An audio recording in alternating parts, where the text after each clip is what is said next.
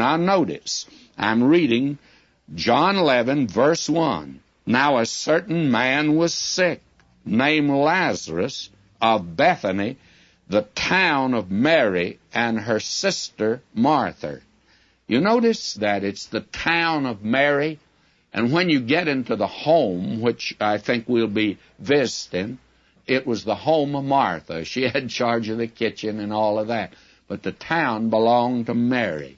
Those are different gifts. Some women are given a marvelous gift in the home. And you talk about a woman's liberation movement, I don't know of anyone that's the big boss any more than a wife and her mother in a home. She has full charge of the kitchen and of the rest of the house. And she hustles you out of the kitchen, makes you get out of the ice box, and tells you to get outside. She's going to vacuum the rug and get out of bed, that she wants to get busy. May I say to you that some women, that's their calling, Christian women. And there are others that have an outside ministry.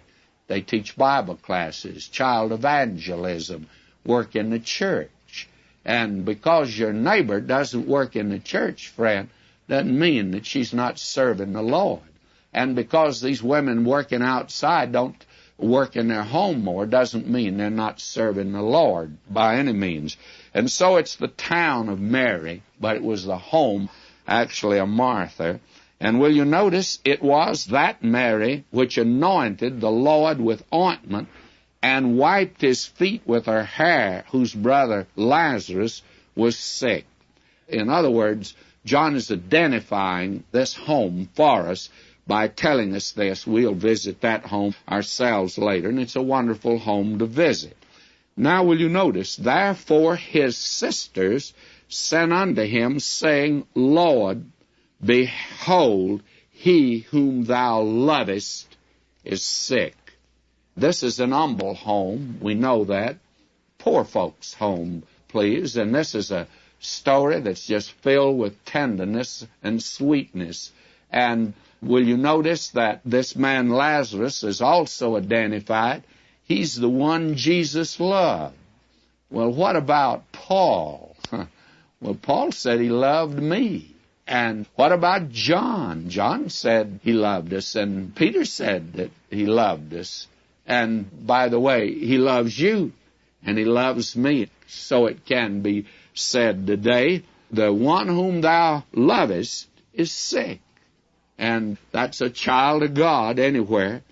And notice, when Jesus heard that, he said, this sickness is not unto death, but for the glory of God, that the Son of God might be glorified. Now, Jesus was not present at the time. He was away. And he tells his disciples, though, he says, this sickness is not unto death, but for the glory of God. In other words, it's interesting to note that these are written that you might believe that Jesus is the Christ, the Son of God. This miracle's performed for the glory of God. Now will you notice verse 5? Now Jesus loved Martha and her sister and Lazarus.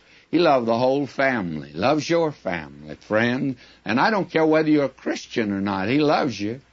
You can't keep him from loving you, but you sure can put up an umbrella to keep the love of God from entering your life. You can't keep the sun from shining, but you sure can put up an umbrella and get out of the sunshine.